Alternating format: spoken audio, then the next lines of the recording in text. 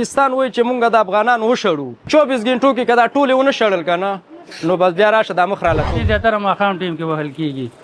نو سحر ګورو څه خوشي شوی او څه ډیپورټ شوی خو بس دوی افغانان هم ذلیله کوي اصلا افغانان نه پښتانه ذلیله کوي چې کوم افغانان ګیریږي هغه ډیپورټ کیږي دلته تنه دکان پاتې شي دلته تنه خزه بچی پاتې شي دلته تنه کور پاتې شي نم د نکیدلو ته پریدي وختونه هم راونیسي کبره والو زخپون هم راونیسي د شپې چې یو سړی راځي مثال که خپل د کور قسمي او ور ډبې نو موږ به همدا ذهن کې چېره یا به پولیس والا یا به اف سی والا اله چاپه د 10 منډه کا په دې تخته تینه په دې تینه تخته دا پولیس هم وایي چې دا څومره لارې دي دلته حکومت نه دا خواست کوو چې دغه کریک ډاون دې نه کوي پیدایش زما دې ځای کې شوی او ما په خپله 3 ودونه کړي دي پهلنۍ چې ده افغانۍ ده دویمه چې ده پاکستانۍ ده درېیمه چې ده هغه هم افغانۍ ده او پاکستانۍ چې ده هغه د صدر ګلبرګ ده او خارۍ ده نو ودونه هم کړي دي خاصې بې فایدې هم کړي دي په دې ضلالت ته ګوره والله د خېټې روټیم څوک دې حالاتو کې نشي پیدا کولی دا بازار دی کرایانې نه پوره کېږي دې کې ولا مالکان څه وایي مالکان وایي چې موږ ته کرایانې راکړه مالک پرون راغلی و نو ما ته رینګ وکړو ما ورته ویل زه خو په ډزو هم نه راځم چاپي دي ما ونیسي ډیپورټ مې کې بیا به دکانونه هم مانه پاتې زما خپله دلته 3 دکانه دي پکې نه یم ناست د 9 تاریخ نه زه پکې نه یم ناست اوس هم زه د هسپتال نه راغلم زه دکان پوزیشن وګورو هغه هم چې وکتلو بس وی مړی شته ویر دی او مړی وی نشته ویر شته بس هغه حالات دي نو بس تاسو هم ګورئ مونږ هم ګورو او په دې هله ګوله باندې یو بس دکان ته راشه هله چاپه ده کسټمر به مونږ سره ناستي منډې وهه کسټمر په دکان کې مونږ پرېږدو نور منډې وهو چې شاته راځو یا کسټمر پکې نه وي یا پکې سامان ګډوډ شوی وي اول هم کاغه کسټمر وړی وي کاغه حکومت وړی وي که سرکار وړی وي که هر چا وړی وي نو بس چې هله شي بس مونږ منډه کوو چې هله چاپه شوه نو اجي مخکې او زور پسې والله نه پوهېږو ډېر تنګ شوي یو او د بچپن نه همدې ځای کې 45-50 سال وشو مونږ ته دلته تر اوسه پورې نېشنلټي میلاو نه شوله راشه یورپ هغه ته لاړ شه ملک ته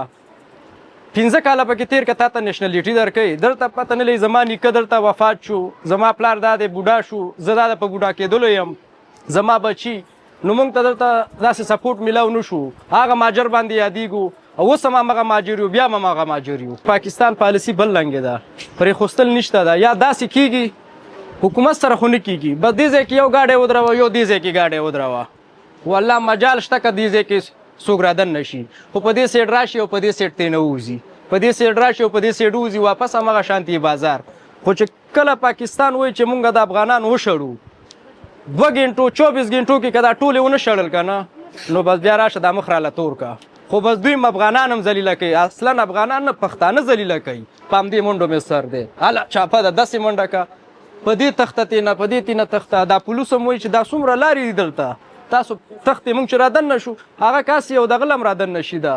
تپوس له رادن نه شي چې یو څه شي تپوس وکړم نو خلکو په ذهن کې دا خبره ناسته ده چې بس چاپه ده بس تختی هر یو تختی هغه خبره ده وای مړکومه دی نه وای رنځومه دی چې نو چې ودې رنځي نو په خپله مړ کېږي نو هغې نه ښه نه چې بس یو ځل دې مړ کړي نو هغه سا به دې وځي نو دا دې نه مړ کوي او هغه دغه کې اچولي و جال کې رنځی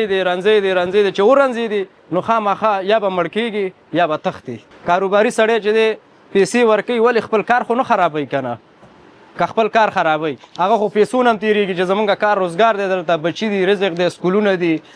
واړه سکولونه وایي مونږ خو زه خیر ونه ویلې واړو خو په خدای چې سکولونه وایي هر څه شي نو په همدغه وجه باندې والله مونږ هم بس بیخي حالات خراب شوي دي چې څه وکړو وتښتو والوځو ننوځو څه وکړو نم دننه کېدلو ته پرېږدي ویښتونه هم راونیسي کبره والوځو خپونه هم راونیسي نو زه یم چې یو ځل پړی واچې د املا کې او بس एकदम وایي چې بس الله او بسم الله بس دا شانتې جال را برابر کړي ټول په جال کې او بس مخې ته کړي نو دا سر یې ورته پرېښی دی په دې چې راځي داسې تېنه تښتي دا سر یې ورله پرېښی په دې تېنه تښتي نو اوس د کریک ډاون داسې حالات دی چې زه تاسو ته ویم مخکې به هم دا د ماجور اوازې وي خلک به تلل او داسې دومره یره نه وه او اوس چې کومه یره دی د کریک ډاون نو خلکو باندې ډیر زیات اثرات راغلي دي، بازارونه نشته دی او خلک په یره کې دي. او بله خبره دا دی چې که دا حکومت کریک ډاون وکړي او که کریک ډاون ونه کړي نو افغانان دومره تنګ شوي دي چې هغوی په خپله روان دي. نو د دې کریک ډاون به منفي اثرات دا وي چې هلته به په تورخم کې هم رش جوړ شي، تورخم کې به هم ګاډي په قطار کې ولاړې، چک پوینټونه چې کوم ځای کې چکینګ کېږي هلته به هم رشونه زیات وي. نو موږ د حکومت نه دا خواست کوو چې دغه کریک ډاون دې نه کوي، چې کوم افغانان ګیریږي هغه ډیپورټ کېږي، دلته ترنه دکان پاتې شي، دلته ترنه ښځه بچي پاتې شي، دلته ترنه کور پاتې شي.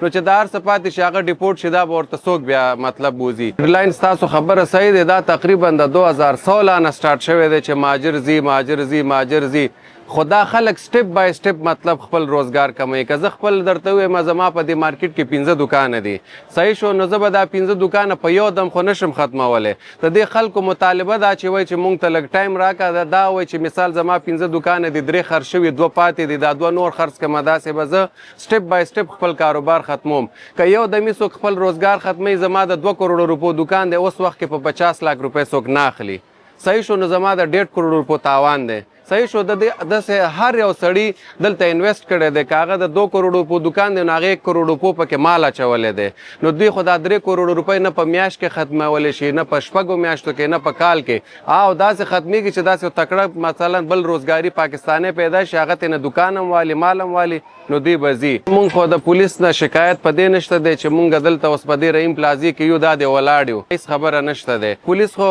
ماشاءالله مونږ سره ډېر ښه دی. موږ دکانداران یو، خلکو سره زمونږ پیسې ګیري دي، ډېرو خلکو سره زمونږ حساب کتاب ده، روان خو یو ټول وي انشاءالله. خو چې زمونږ دا مسلې خلاص شي، زمونږ د حساب کتاب خلکو سره خلاص شي انشاءالله ځو. پولیس خو تنګول خو داسې چل ده، 2 غنټې بعد راشي، 3 غنټې بعد راشي، داسې منډې او هغسې منډې، بس دا ټول تنګول دي. نو دا چاپې زیاتره ماښام ټیم کې وهل کېږي. نو سهار ګورو څه خوشي شوی او څه ډیپورټ شوی، ټول تنګ شوي، ځکه چې موږ کور نه سهار راوځو، زنانو ذهن کې هم دا ټینشن وي چې یاره دا به کور ته بېرته راشي او که رانه شي. زیاتره داسې کسان زمونږ ډیپورټ شوي دي چې دلته پیدا شوي، افغانستان یې سره لیدلی نه دی. بیا هغې خوا نه موږ ماښام خبر شو یا 2 ورځې بعد خبر شو چې دا ماشوم یا د هلک پلو اړېدلی دی. نو ټول تکلیف دی. نه زما دلته دکانونه دي، زما په مینه بازار کې، په صدر کې، فردوس کې کروڑونه روپۍ بندې دي. حکومت داسې یو پالیسي موږ ته جوړه کړي چې دغه نورو دکانداران کوم پاکستانو سره چې زموږ حساب کتاب دی هغه د موږ سره په صحیح طریقه سره تعاون وکړي، نو یو هم نه ایسارېږي. د شپې چې یو سړی راځي مثال یې که خپل د کور کس وي او ور ډبوي، نو موږ به همدا ذهن کې چې یاره یا به پولیس والا یا به اف سي والا، نو په یاره باندې هغوی ته خپل کسانو ته په یاره کولاوو. نو